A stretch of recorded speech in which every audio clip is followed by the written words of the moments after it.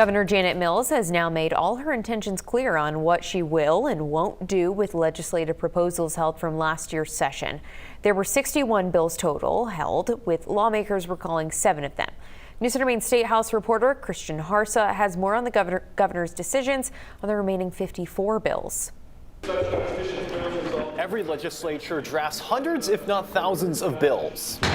The current legislature, the 132nd, has introduced 2,157. Now later this summer, 53 of them will become law.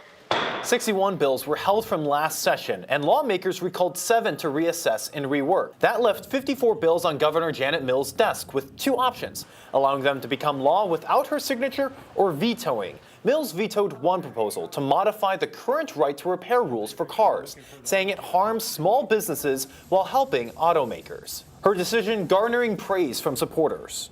Mills is letting 53 bills become law without her signature. Without her signature because she did not sign them within 10 days of last year's session ending. Now there's 2 bills that especially have a lot of chatter. One focused on policing, the other on ghost guns. Now, the whole concept is ridiculous because it's the honor system. Republican Representative David Ardell of Monticello isn't in favor of LD 1126, which requires those who make guns themselves at home to have them serialized. It's a complete misunderstanding of how crime even works, really. We're not going to have. And Republican Senator David Hagan of Penobscot is frustrated by LD 1971, which bars local and state law enforcement from assisting federal agents like Homeland Security. They can assist in nothing. It's just really unfortunate and unsettling. He says this essentially makes Maine a sanctuary state. It's disappointing.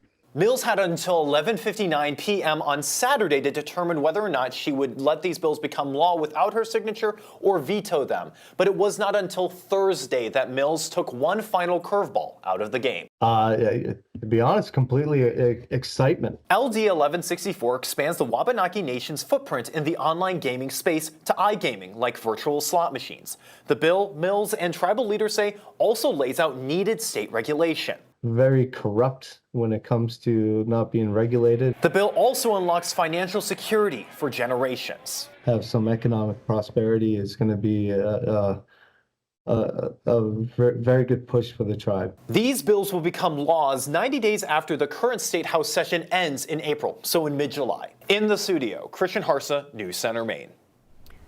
One of the critics of Mills' decision on tribal gaming was the National Association Against iGaming. The group says they are going to work to overturn the law.